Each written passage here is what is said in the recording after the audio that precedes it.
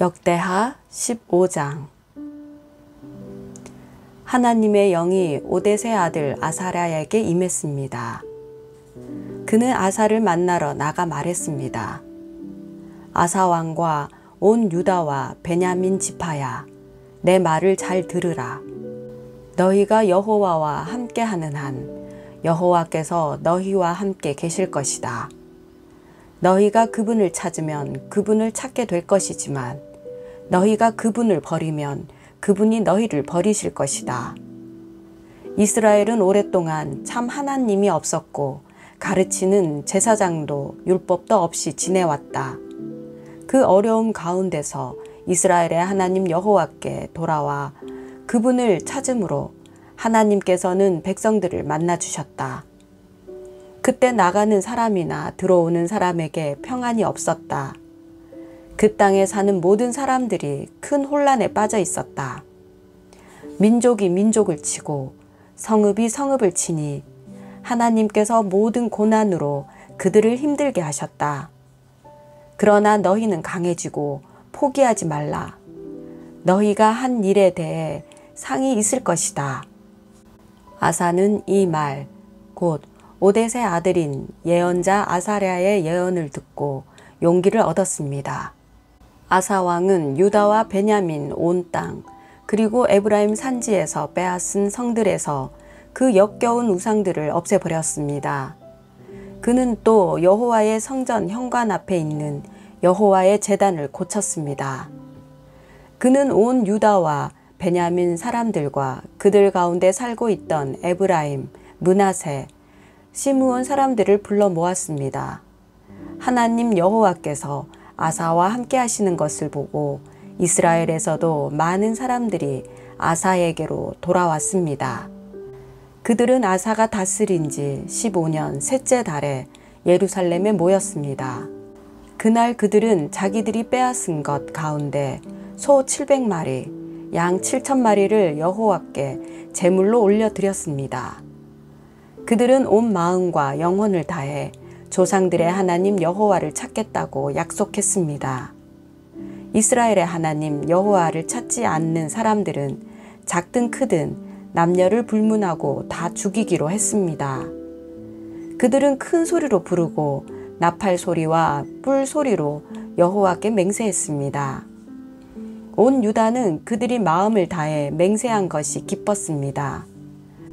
그들은 마음을 다해 하나님을 찾았고 여호와께서도 백성들과 만나 주셨습니다. 여호와께서는 그들 주변에 평안을 주셨습니다. 아사 왕은 또한 자기 어머니 마아가를 대비 자리에서 물러나게 했습니다. 그가 역겨운 아세라 우상을 만들었기 때문입니다. 아사는 그 우상을 찍어 기드론 골짜기에서 태웠습니다. 그가 이스라엘에서 산당을 없애지는 않았지만 아사는 그 마음을 평생 여호와께 온전히 바쳤습니다. 아사 왕은 그와 그 아버지가 바친 은과 금과 물건들을 거룩한 예물로 여호와의 성전에 드렸습니다. 아사가 다스린 지 35년째까지 더 이상 전쟁이 없었습니다. 역대하 16장. 아사가 다스린 지 36년째에 이스라엘 왕 바아사가 유다를 치러 올라와서 아무도 유다 왕 아사에게 오가지 못하도록 라마 성을 건축했습니다. 아사는 여호와의 성전과 자기 왕궁의 창고에 있던 은과 금을 가져다가 다메섹을 다스리는 아람 왕 벤하닷에게 보냈습니다. 아사가 말했습니다.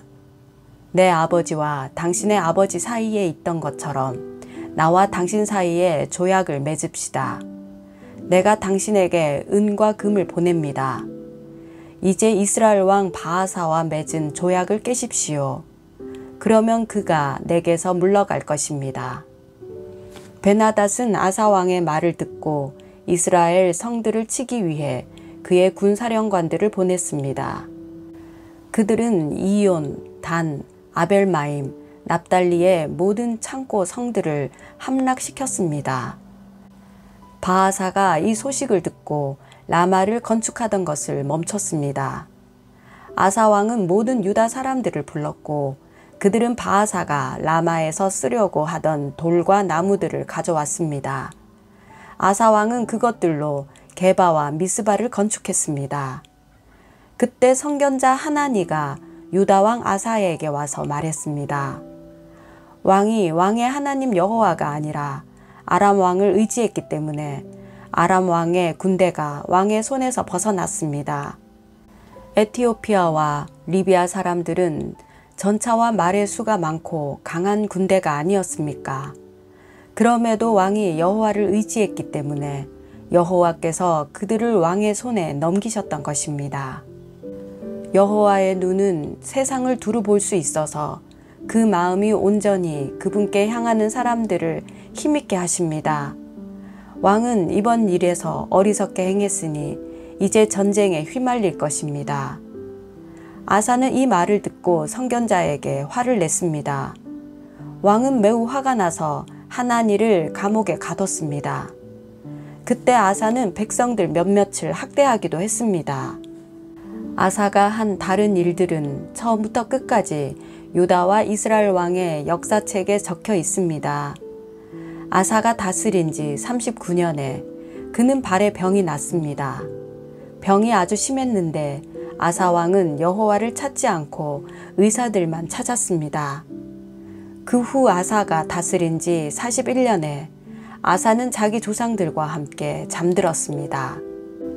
백성들은 그 조상 다윗의 성에 자기를 위해 만들어둔 무덤에 아사를 묻었습니다. 백성들은 좋은 향기가 나도록 온갖 향료로 채운 침대에 그를 뉘었고 그를 기리기 위해 크게 불을 밝혔습니다.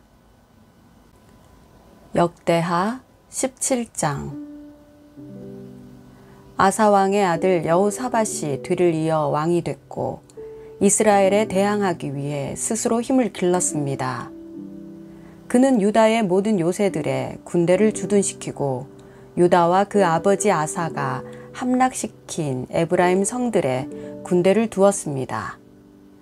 여호와께서 여호사밧과 함께 하셨습니다. 그는 그 조상 다윗이 처음에 걸었던 길을 가며 바알에게 묻지 않았습니다.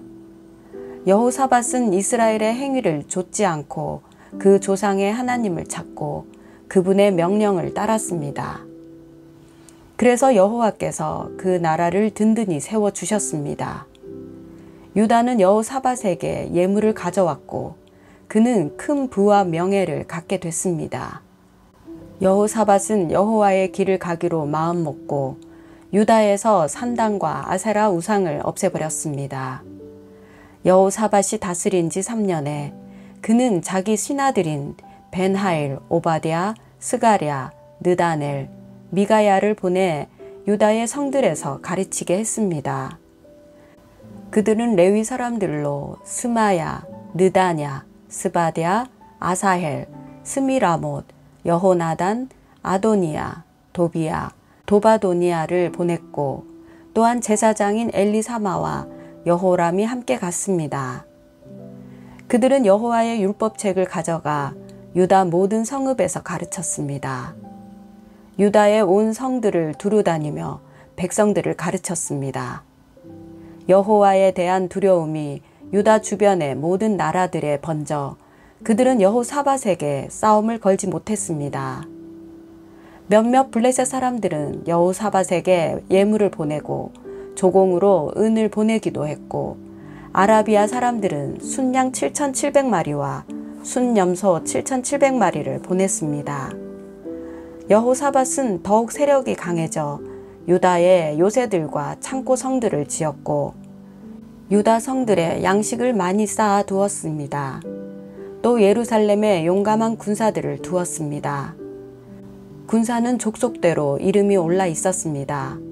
유다 집안의 천부장들 가운데 사령관인 아드나가 부하 30만 명을 거느리고 다음으로는 여호하나니 부하 28만 명을 거느리고 그 다음으로는 여호와를 섬기겠다고 스스로 나선 시그리의 아들 아마시아가 부하 20만 명을 거느렸습니다.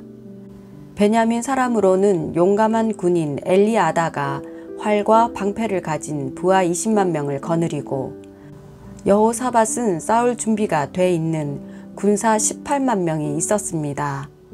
이들은 모두 왕을 섬기는 군사들인데 그들 외에도 왕은 유다 온 땅에 요새들의 군사들을 두었습니다. 역대하 18장. 그때 여호사밧은 큰 부와 명예를 누렸습니다. 그리고 결혼을 통해서 아합과 동맹을 맺었습니다.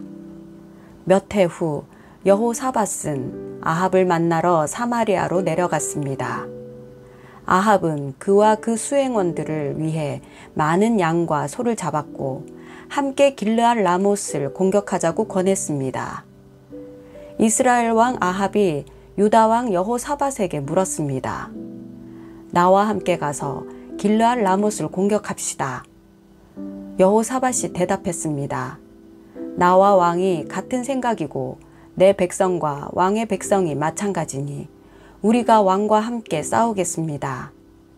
그리고 여호사밧은 이스라엘 왕에게 말했습니다.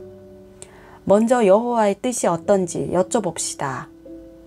그러자 이스라엘 왕이 예언자 400명을 데려다 물었습니다. 우리가 길르앗 라못에 전쟁을 일으켜도 되겠느냐 안 되겠느냐. 그들이 대답했습니다. 가십시오. 여호와께서 그곳을 왕의 손에 주실 것입니다. 그러나 여호사밧이 말했습니다. 우리가 물어볼 만한 여호와의 예언자가 여기에 또 없습니까?